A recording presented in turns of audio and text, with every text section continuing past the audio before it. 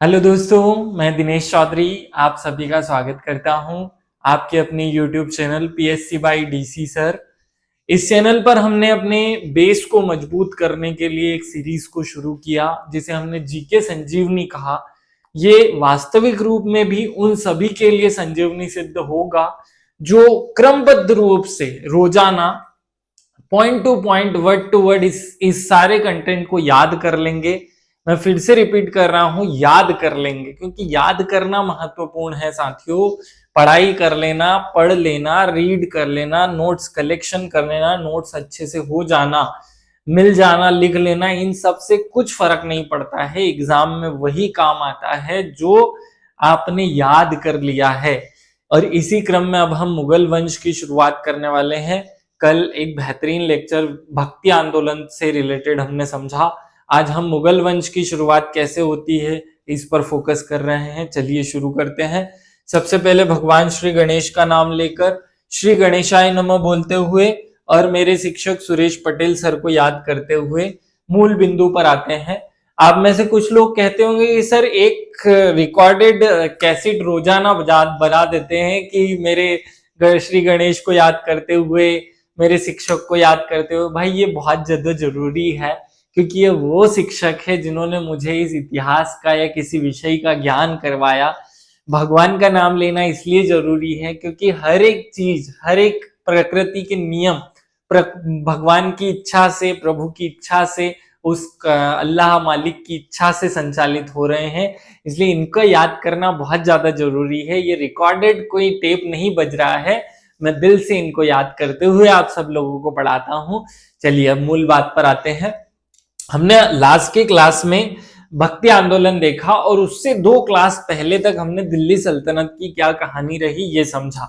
एक बार इसे फिर से रिकॉल करें कि भारत में लगभग 1200 ईस्वी में कुछ बाहर से आक्रमणकारी आते हैं, जिनको हमने पहले अरबी कहा क्योंकि वो पहले अरब देश के निवासी थे, और फिर तुर्की कहा क्योंकि वे तुर्क देश के निवासी थे।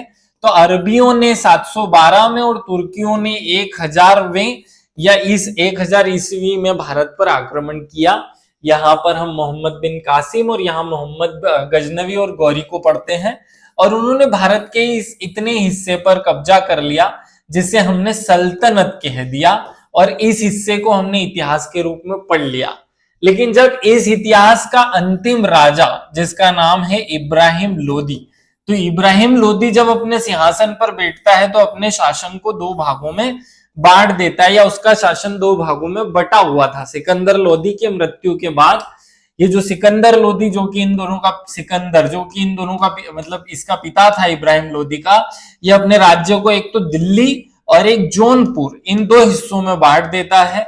तो जौनपुर जो है वो जलाल खां के पास जाता है और दिल्ली जो है वो इब्राहिम लोदी के पास जाता है।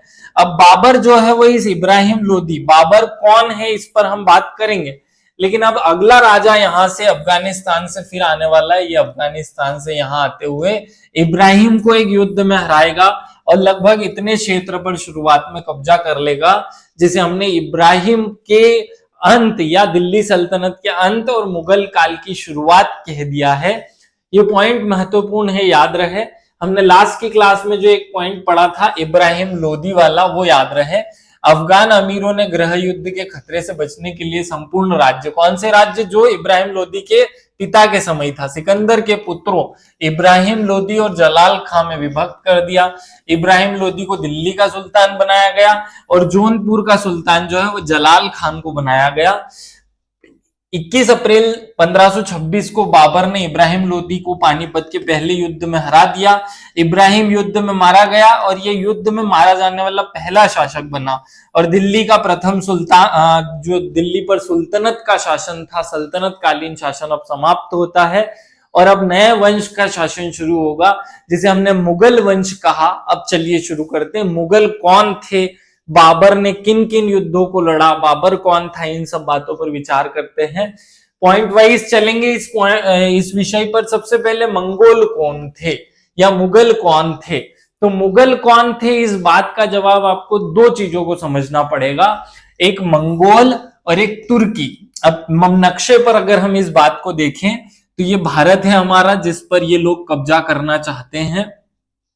यहाँ एक असभ्य जाति के लोग रहते हैं और यहाँ ईरान इराक वाले क्षेत्र में एक जाति के लोग रहते हैं। अब ईरान इराक वाले लोगों को हम तुर्की कहें और यहाँ जो असभ्य जाति के लोग रहते हैं इन्हें हम मंगोल कहें। मंगोल क्योंकि मंगोलिया नाम के पठार पर रहते हैं। अगर आप अभी भूगोल में मैप देखेंगे तो भारत के बाद यहाँ तिब्बत आता है और यहाँ मंगोल नाम का एक देश आता है, उसके बाद चीन की शुरुआत होती है। तो चीन मंगोल ये वाले क्षेत्र में एक असभ्य राजाओं का शासन रहा जो बहुत ही असभ्य जाति रही।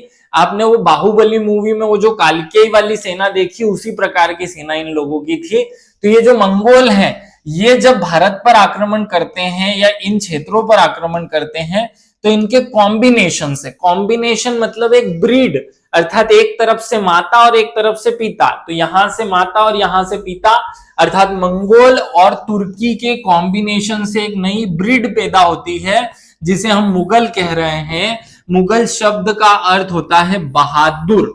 जबरदस्ती का बहादुर इन्होंने मान लिया। वास्तव में ये दो अलग अलग ब्रीड या दो अलग अलग प्रजाति के लोगों का कॉम्बिनेशन था। मैं इसे ऐसे समझाऊं कि अगर एक अफ्रीका का काला व्यक्ति एक अमेरिका के गोरे व्यक्ति से शादी कर ले तो जैसे वो कपचित्री प्रजाति एक नई बन जाएगी, वैसी ही एक नई प्रजाति जो है वो मंगोलों के रूप में या मुगलों के रूप में है, यहां से शुरू होती है। याद रखिएगा, मुगल दो महान शासक वंशों के वंशज थे।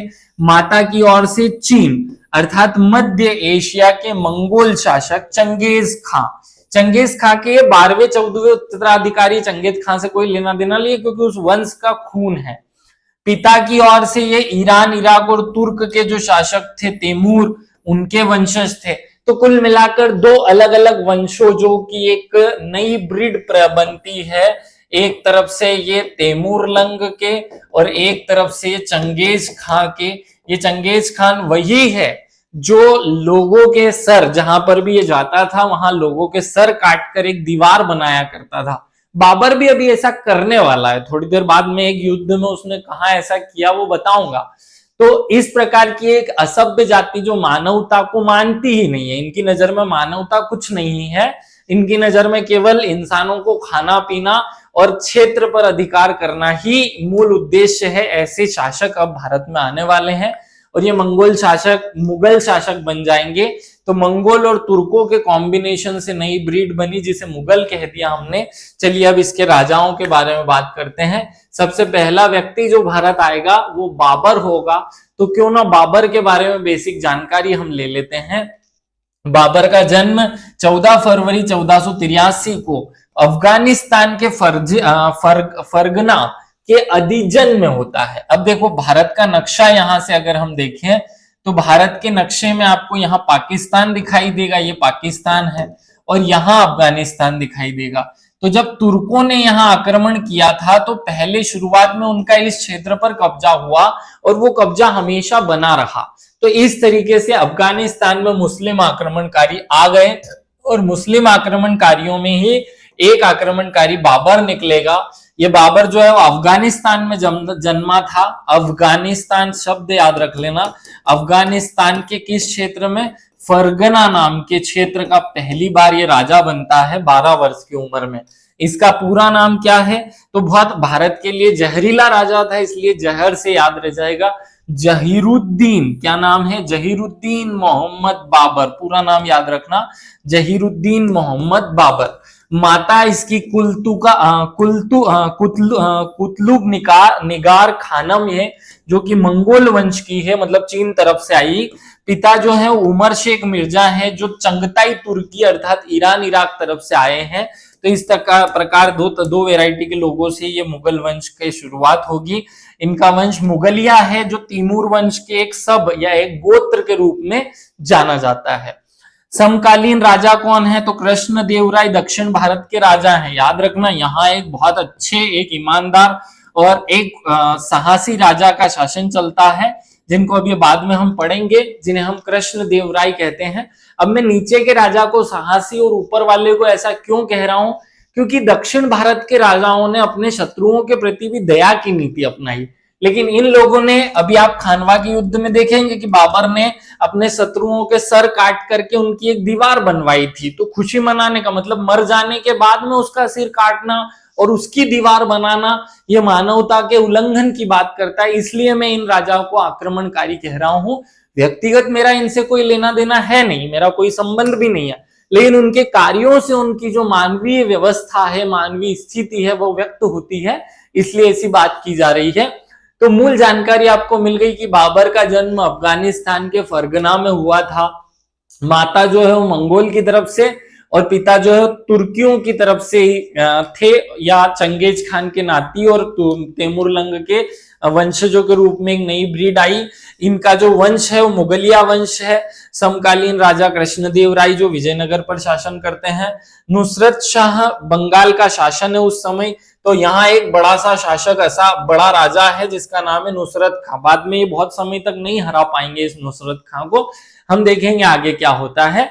लेकिन अभी बंगाल का बाबर जो भारत के इस हिस्से पर, जो कि मूलभूत हिस्सा है भारत का, गंगा यमुना नदी का हिस्सा जो है, उस पर आक्रमण करके उसको जीत लेगा। क्योंकि भारत में सबसे ज्यादा उपजाऊ, सबसे ज्यादा इंपॉर्टेंट हिस्सा यही है, इसलिए इसे भारत पर आक्रमण कहा जा रहा है। चलिए आगे बढ़ते हैं। बाबर जो है वो कौन सी उपाधि धारण करेगा? तो मिर्जा, जो कि उस वंश के या मंगोल वंश के सारे राजा मिर्जा की उपाधि धारण करते थे, तो ये मिर्जा को त्याग कर पादशाह अर्थात बादशाह की उपाधि धारण 1507 में करेगा, काबुल के विजय के उपरांत। काबुल क्या है भाई? अभी भी अफगानिस्तान की राजधानी काबुल है। तो ये तो काबुल के एक छोटे से फरगना का राजा था, उसके बाद वो काबुल को जीतता है, मतलब पहले अफगानिस्तान को जीतेगा। तो अफगानिस्तान में ये एक उपाधि धारण करेगा यहां पर, जिसे हम कहेंगे क्या? पादशाह या बादशाह की उपाधि धारण कर ली इसने। 1527 में खानवा के युद्ध के पश्चात प्रथम मुगल शासक गाजी की उपाधि धारण करेगा। ये गाजी की उपाधि धारण करने वाला पहला राजा है। अभी तक दिल्ली सल्तनत के किसी भी व्यक्ति ने गाजी की उपाधि धारण नहीं की है, क्योंकि वो सब लोग खलीफा के उत्तराधिकारी के रूप में शासन करते थे। ये खलीफा वलीफा की पिक्चर समाप्त करता है। युद्ध की शिक्षा इसको किसने दी? तो उज्बेकों से इसने तुलगुमा व्यू रचना सीखी। ईरानियों से इसने बंदूकों का प्रयोग सीखा। तुर्कियों से इसने घुड़सवारी सीखी और मंगोल और अफगानों से इसने व्यू रचना सीखी। ऐसी बहुत वैरायटी का ज्ञान या बहुत वैरायटी की शिक्षाएं इस व्यक्ति को थी, क्योंकि दो अलग अलग वैरायटी की ब्रीड का खून था इसमें। तो मामा की तरफ से कुछ सीख लिया, चाचा की तरफ से या फूफा की तरफ से कुछ सीख लिया, ऐसा अलग अलग लोगों से अलग अलग शिक्षाएं प्राप्त की और एक महान सुल्तान बनने का प्रयास। मृत्यु कैसे होती है इसकी? बाबरनामा से स्पष्ट होता है कि बाबर की मृत्यु आगरा में, आगरा में मतलब आराम करते करते आगरा में आराम बाग में ये मर जाता है दिसंबर 1530 में। इसे कहां दफनाया जाता है? तो आगरा के आराम बाग में आराम करने के लिए दफना दिया जाता है। तो बाद में जो इसका बेटे का बेटा अकबर आएगा, वो इसे काबुल ले जाएगा या इसकी अस्थियों को काबुल स्थानांतरित करेगा। तो काबुल के एक उद्यान में इसे बाद में मकबरा बना करके दफनाया जाएगा। याद रखना, इसे शुरुआत में आराम करने के लिए छोड़ दिया, तो आराम बाग में इसको दफनाया गया और बाद में इसे काबुल ले जाया गया। सिक्के कहां पर कैसे चलाए इसने? तो बाबर ने काबुल जब जीता था तो काबुल में चांदी के शाहरुख सिक्के चलाए। सिक्कों का नाम है शाहरुख, याद रखना।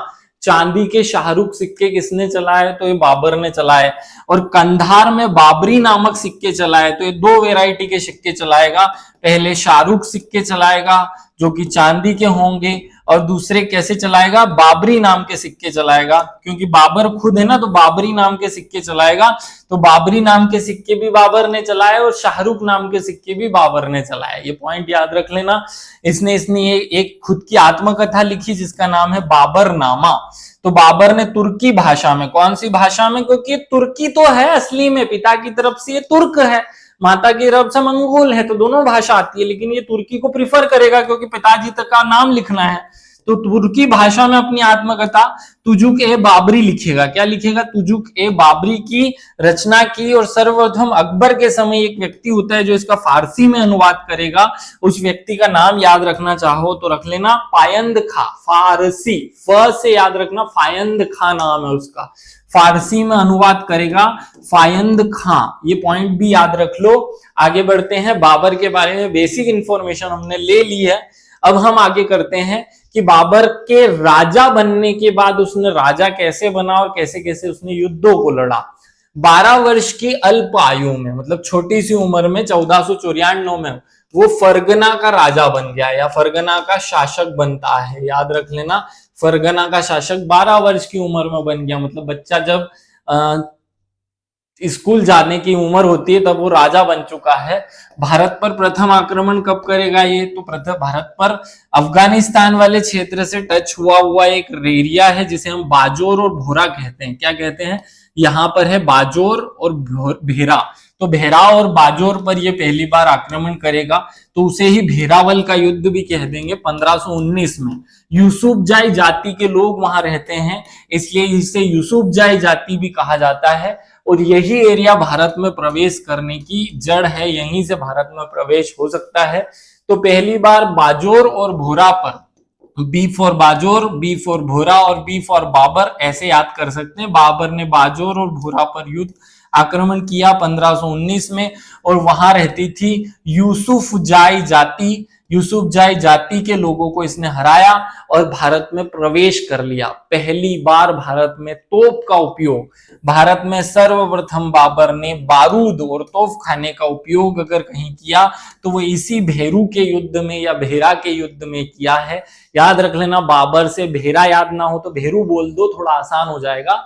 शब्दों को तोड़ मड़ोड़ना हमारा काम है, तोड़ लेना चाहिए कि हमें आसानी से चीजें याद हो जाइए। भेरू पहली बार भेरू बनकर आया और भेरू जैसा बारूद का युद्ध इसने या बारूद का प्रयोग इसने किया। आगे बढ़ते हैं, बाबर द्वारा लड़े गए प्रमुख युद्ध। अब बाबर ने कौन कौन से युद्ध लड़े ये भी याद होना चाहिए। तो बाबर ने 4 युद्ध लड़े हैं, पानीपत का, खानवा का, चंदेरी का और घाघरा का। तो इसे याद कैसे करेंगे? पानी पिया, इसे याद रखना, पानी पिया, खाना खाया, और चंदेरी नाम की जो लड़की है वो घाघरा लेकर भाग गई। ऐसे हमने एक कोड बना लिया। तो एक लाइन जो है आप मन मन में मुस्कुराते हुए बोल लीजिए, पानी पिया, खाना खाया और चंदेरी घाघरा लेकर भाग गई। क्या बोला? पानी पिया, खाना खाया और चंदेरी जो है वो घाघरा लेकर भाग गई। पॉइंट याद हो जाएगा, पानी पिया, खाना खाया, चंदेरी घाघरा लेकर भाग गई। तो पहले पानी का युद्ध, दूसरा खाने का युद्ध, तीसरा चंदेरी का युद्ध और चौथा घाघरा का युद्ध। ऐसे 4 युद्ध इस व्यक्ति ने जो है अपने जीवन में लड़े, और चारों ही आपको याद रखने हैं। पानीपत का प्रथम युद्ध, खानवा का युद्ध, चंदेरी का युद्ध और घाघरा का युद्ध। चाहो तो आप इनके समय याद रख लेना। समय बड़े आसान है। कैसे आसान है? देखो, सबसे पहले मार्च का महीना आता है, फिर अप्रैल आता है, फिर मई आता है। बस यहीं तक तो कहानी खत्म हो जाती है। तो पहले अप्रैल से शुरू करो, 21 अप्रैल, क्योंकि पहला फाइनेंशियल ईयर जो है, फाइनेंशियल ईयर में पहला मंथ अप्रैल होता है। तो अप्रैल से शुरू हुई, मार्च में खत्म हुई, क्योंकि वो महीना जो है फिर अगले साल मार्च में ही तो फाइनेंशियल ईयर खत्म होगा ना। 1 अप्रैल 2024 से नया अपना वित्त वर्ष शुरू हुआ और 31 मार्च को खत्म होगा।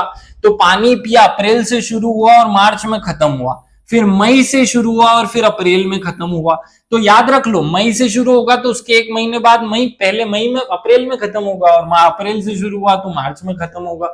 बड़ा आसान है, महीना याद हो गया। साल याद करते हैं। देखो, पानी, साल तो क्रम से है, 1526 से कहानी शुरू करो। 1526, 27, 1528 और 1529। अब देखो, 3 अलग अलग पैटर्न में पहले साल याद कर लिए, फिर महीने याद कर लिए, फिर तारीखें याद कर लो। पानी पिया, 1 बार पिया, 2 बार पिया, पहले 2 बार पिया फिर 1 बार पिया, मतलब 21। चलो ठीक है, छोड़ो इसको, तारीखें याद मत रखो। तारीखें नहीं भी याद रखोगे तो चलेगा, बहुत कॉम्प्लिकेटेड नहीं बनाऊं मैं, तो बहुत बड़ा आसानी से ये कोड याद हो गया होगा। पानी पिया, खाना खाया, फिर चंदेरी घाघरा लेकर भाग गई। अब आजकल तो हम कुछ और ही बोल देते हैं ना, अपने यहाँ तो कुछ और ही बोला जाता है, इंदौरी भाषा में कुछ और बोला जाता है, मैं वो नहीं बोलूं। चलो, बाबर जो है उसके समय ये 4 युद्ध हुए। अब इनकी डिटेल देख लेते हैं कि एक एक युद्ध में क्या क्या हुआ। चलो आगे देख लेते हैं क्या हुआ। सबसे पहले पानीपत का प्रथम युद्ध देखते हैं। पानीपत का प्रथम क्यों बोल रहे हैं? क्योंकि इसके बाद भी इस पानीपत के मैदान में खूब सारे युद्ध लड़े जाएंगे, इसलिए पहला युद्ध है ये। तो पानीपत कहाँ है? पानीपत जो है वो हरियाणा में है। कहाँ है? हरियाणा में है। सेनापति कौन था बाबर का? अब्दुल अजीज और मुहिब अली। ये दोनों नाम याद रखना, एक अजीज और एक अली। ये दो शब्द बहुत इंपॉर्टेंट रहेंगे बाबर के समय, अजीज और अली। तोप खाने का उस्ताद वो भी अली, तो याद है अली कुली जो बोल दे एक साथ, अली कुली बोल दो तो तोप खाना, और अली अजीज बोल दो तो सेनापति। तो याद रखना, मैंने इसी तरह से किया, अली कुली बोला, अली कुली तो कौन हो गया? तोप खाना। और अली अजीज बोला, अली और अजीज तो फिर कौन हो गए? सेनापति। इसमें बाबर ने इब्राहिम लोदी को हराकर भारत पर मुगल वंश की नींव रखी, शुरुआत की।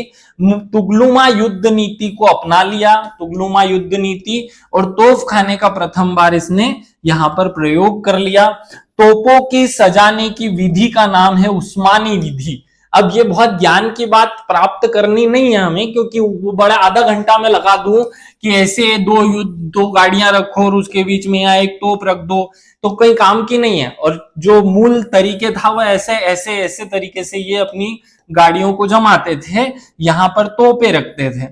तो इस तरीके से उस्मानी विधि और तुगलमा युद्ध नीति सीधे कोडिंग करनी है हमको, तो कि बाबर ने दो प्रकार की विधि, तुगलमा युद्ध नीति और उस्मानी विधि का उपयोग किया। मैं चीजों को इंटरेस्टिंग बनाने के लिए चाहूं तो इनकी डिस्क्रिप्शन या इनको डिस्क्राइब करूं, लेकिन टाइम वेस्ट नहीं करना है। एग्जाम में केवल एक फैक्ट ही आता है, बड़ा मैं खूब समझाकर आपके सामने वाहवाही नहीं लूटूंगा ज्यादा टाइम खराब करके। जल्दी जल्दी में दो ही बातें समझो। हुमायूं ने बाबर को कोहिनूर हीरा गिफ्ट कर दिया है पहले युद्ध में। कौन से युद्ध की बात कर रहे हैं? पानीपत का युद्ध। तो पानी पीते ही हुमायूं ने क्या कर दिया? बाबर को कोहिनूर हीरा गिफ्ट कर दिया। बाबर कहां से लाया? बाबर के पापा के पास तो था नहीं, वो तो कहां से लाया था? तो हुमायूं ने यह हीरा ग्वालियर के एक दिवंगत राजा, मतलब जो मर गए हैं, विक्रमादित्य के परिवार से छीन लिया था, और ये छीन करके फिर अपने पिताजी बाबर को गिफ्ट कर देते हैं, और ये अब मुगलों के पास चलता रहेगा जब तक अब यहां से वो फिर कोई दूसरा आक्रमणकारी, ईरान का आक्रमणकारी ना आ जाए। भारत विजय के उपरांत प्रत्येक काबुल निवासी को एक एक चांदी का सिक्का ये व्यक्ति बांटेगा और उस उपहार में देगा, इसलिए लोग इसे कलंदर की उपाधि दे देंगे। तो भारत के किसी व्यक्ति को सिक्का नहीं बांट रहा है, ये काबुल से जो लोग इसके साथ आए उनको सिक्का बांट रहे हैं, ताकि वो आगे फिर से युद्ध में इसकी मदद करे। तो पानीपत का पहला युद्ध समाप्त होता है। भैया क्या क्या हुआ? पहला तो तुगलमा और उस्मानी विधि से इसने तोपों को सजाया और युद्ध लड़ा।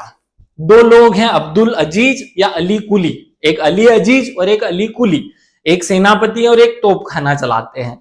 ऐसे लोगों के साथ इसने युद्ध लड़ना शुरू किया। युद्ध जब जीत गया तो काबुल के लोगों को चांदी का सिक्का बांटा, क्या कहला गया? कलंदर कहला दिए। हुमायूं ने उसी युद्ध में एक हीरा छीन लिया जिसे कोहिनूर हीरा कहते हैं और अपने पिताजी को गिफ्ट कर दिया। मूल बातें हमने कर ली, आगे बातें खानवा के युद्ध। खाना खाने के युद्ध में क्या हुआ भैया? तो खाना खाने की युद्ध, जो खानवा है कहां? ये फतेहपुर सीकरी से थोड़ी सी दूर है खानवा। बाबर ने राणा सांगा, जो कि एक राजपूत थे, मेवाड़ शासक को हराया और उसने युद्ध जीतने के बाद गाजी की उपाधि धारण कर ली। ये बहुत महत्वपूर्ण है।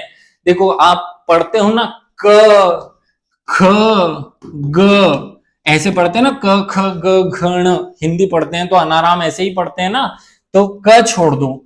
खानवा के युद्ध में, खानवा के युद्ध में ग से गाजी की उपाधि धारण की। किसने?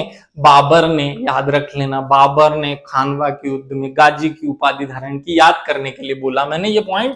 तो गाजी की उपाधि धारण करने का मतलब क्या है? खानवा युद्ध के उपरांत गाजी अर्थात काफिरों के विरुद्ध युद्ध कर्ता की उपाधि धारण करेगा। और इसमें मृतक शत्रु, मृतक कौन है? जो राजपूत मार दिए गए हैं, तो उन राजपूतों के मुंडों को, मतलब सर काट लिए जाएंगे उनके, यहां से सबके सर काट दो मरे हुए के, और उनका ढेर लगाकर अर्थात दीवार बनाकर मंगोल परंपरा के अनुसार खुशी मनाएगा। तो अब मैंने कहा था ना कि असभ्य राजा हैं, भारत में केवल युद्ध लड़ने, भारत की चीजों को जीतने लूटने के लिए आए हैं, तो इस तरीके से ये भारत में कार्य करेंगे। चलिए आगे बढ़ते हैं। अब आते हैं चंदेरी के युद्ध पे। चंदेरी का युद्ध 5-6 मई 1528 को होता है। बाबर ने इसमें मेदिनी राय को हरा दिया है। तो चंदेरी कहां पर है? ये मध्य प्रदेश के अशोकनगर को हम अशोकनगर में क्या है? अशोकनगर में चंदेरी, मतलब अब यहाँ तक जीत कर आ गया है, ये भारत का इतना हिस्सा जीत लिया। आप देख लो, अगर मैप पे देखना है तो भारत में सबसे पहले ये भारत का जो दिल्ली हरियाणा वाला क्षेत्र है उस पर कब्जा करेगा, तो ये दिल्ली हरियाणा वाले क्षेत्र पे कब्जा किया। वहां से इसने खानवा का युद्ध लड़ा जो फतेहपुर सीकरी उत्तर प्रदेश में है, तो यहां तक लड़ा, और फिर मध्य प्रदेश में यहाँ चंदेरी तक आ गया। मतलब कुल मिलाकर इतने क्षेत्र पर अब इसका कब्जा हो गया है। चौथा युद्ध इधर की तरफ लड़ा जाएगा, बिहार की तरफ, जहां अफगानी लोग रहते हैं, तो घाघरा का युद्ध जो है वो अफगानियों के साथ लड़ेगा। बाबर ने घाघरा के तट, घाघरा मतलब घाघरा नदी है, घग्गर नदी है जो बिहार में बहती है, वहां अफगानों को पराजित किया, और यह अंतिम युद्ध बाबर ने लड़ा। मध्यकालीन इतिहास में घाघरा का युद्ध प्रथम युद्ध था जो जल और थल दोनों पर लड़ा गया हो, याद रखना। मध्यकालीन इतिहास का पहला युद्ध जो जल और थल दोनों में लड़ा गया वो घाघरा का युद्ध था। तो घाघरे के युद्ध में क्या हुआ, घाघरे के युद्ध में जल में भी लड़े, थल में भी लड़े, दोनों युद्ध तरीके से लड़ा गया। पहला युद्ध था घग्गर नदी के किनारे हुआ, इसलिए घाघरा युद्ध कहला रहा है। बहुत महत्वपूर्ण बातें आप सबको पता चल गई। आगे थोड़ी सी और जानकारी मैं इस बाबर के बारे में दे दूं, बाबर ने क्या क्या किया, भारत में आ गया तो भाई अब क्या करेगा, तो आराम करेगा, क्योंकि युद्ध लड़ लड़ के थक गया है, तो आराम करने के लिए आराम बाग बनवाएगा। क्या बनाएगा, आराम बाग। अब आराम बाग क्या है, कि बगीचा है, और बगीचा बनाने के लिए ज्यामितीय आकृति, अर्थात ऐसे ज्यामिति हम जैसे अपना वो बनाते हैं ना, संकेत बनाते हैं, स्वास्तिक का चिन्ह बनाते हैं, ऐसे आराम बाग जो है वो इस तरीके से इस पद्धति के आधार पर बनवाया जाएगा। तो ज्यामितीय विधि पर टिका हुआ या के आधार पर अफगानी जो नूर अफगान नामक एक बाग, जिसे क्या कहते हैं हम, आराम बाग कहते हैं, आराम बाग की को बनवाएगा। बाबर सड़कें मापने के लिए गजे बाबरी का निर्माण भी करेगा। सड़क नापनी होगी इसको किसी काम के लिए, तो गजे बाबरी बना दी। अकबर ने बाबर के मकबरे को, पहले इसका आराम बाग में दफनाया गया था, तो आराम बाग से इसकी अस्थियां उखाड़ करके अकबर जो इनके पोते हैं वो काबुल ले जाएंगे और काबुल स्थानांतरित कर देंगे। महत्वपूर्ण बातें जो थी वो सब मैंने बता दी, इसके अलावा भटकने की कोई जरूरत नहीं। आप में से कोई ना कोई स्टूडेंट रोज मैसेज कर देता है कि सर सोशियोलॉजी में जो आपने पढ़ाया वो सफिशिएंट है क्या, सर ल्यूसेंट सफिशिएंट है क्या, सर एनसीईआरटी पढ़े कि नहीं। अरे मेरे भाई, जो भी पढ़ना है शिद्दत से एक बार पढ़ो। कहाँ इतना फंस रहे हो, कहाँ इतनी समस्याएं कर रहे हो कि ये भी कर लूं, वो भी कर लूं, ये भी कर लूं, वो भी कर लूं के चक्कर में ही तो फेल होते हो तुम। एक चीज पढ़ो और बहुत शांति से धैर्य के साथ कंठस्थ कर लो। जैसे लोग रामायण, जैसे लोग रामचरितमानस को कंठस्थ कर लिए, जैसे लोगों ने, या आप सब लोगों ने भी हनुमान चालीसा को जैसे कंठस्थ किया होगा, जैसे भगवान गणेश की आरती को कंठस्थ किया होगा, वैसे चुटकी बजाते ही पूरे इतिहास को कंठस्थ कर लो। और फिर देखो कि कोई जरूरत ही नहीं है एनसीईआरटी की, कोई जरूरत नहीं है किसी फलानी किताब को पढ़ने की। ज्यादा टेंशन मत लो, पढ़ो, पढ़ाई करने पर फोकस करो, चीजों के कलेक्शन पर टाइम वेस्ट मत करो। तो मैंने बाबर को पूरी तरह आप सब लोगों को पढ़ा दिया है। अब बाबर का जो वंश है, जिसके बाबर के बाद हुमायूं, हुमायूं के बाद अकबर, इन सबको हम कोडिंग से अगले वाले वीडियो में पढ़ेंगे। अभी हमने मूल रूप से भारत में मुगल वंश की शुरुआत कैसे हुई इस बात पर फोकस किया है। आगे मुगल वंश क्या क्या काम करेगा, कैसे इसके शासक रहेंगे, कैसे इनका विस्तार होगा भारत में, उस पर भी बात करेंगे। अभी अगर सबको समझ आया हो तो कमेंट करके बताना, अपने उन दोस्तों तक इसे जरूर फैलाओ या बताओ जिनको वास्तव में इसकी जरूरत है। वैसे एक दिन वीडियो नहीं आता है तो आपके 25 कमेंट आ जाते हैं कि सर आपका वीडियो नहीं आया, 4 दिन से वीडियो नहीं आ रहे हैं, और वीडियो आ रहा है। जैसे कल संडे होने के बाद मुझे भी डांडिया देखने जाना था, मुझे भी गरबा देखने जाना है, लेकिन मैं आप सब लोगों को पढ़ाने के लिए वो सब काम छोड़ रहा हूं, लेकिन आप सब लोग उस काम को करने के लिए वीडियो को छोड़ रहे हैं। तो ये मुझे डिमोटिवेट करते हैं कि भाई मैं क्यों परेशान हो रहा हूं, मुझे क्या जरूरत आन पड़ी है कि मैं इतना बड़े सिंसियर होकर के इन बच्चों को पढ़ा रहा हूं। आप भी सिंसियर होकर के बताएं कि आप इस सीरीज में कितने जुड़े हुए हैं। आज कमेंट करके बताना कि कहां तक आपने कंप्लीट कर लिया है, कितना कर लिया, कितना याद रहा, कितना नहीं रहा। Thank you. जय हिंद, जय भारत।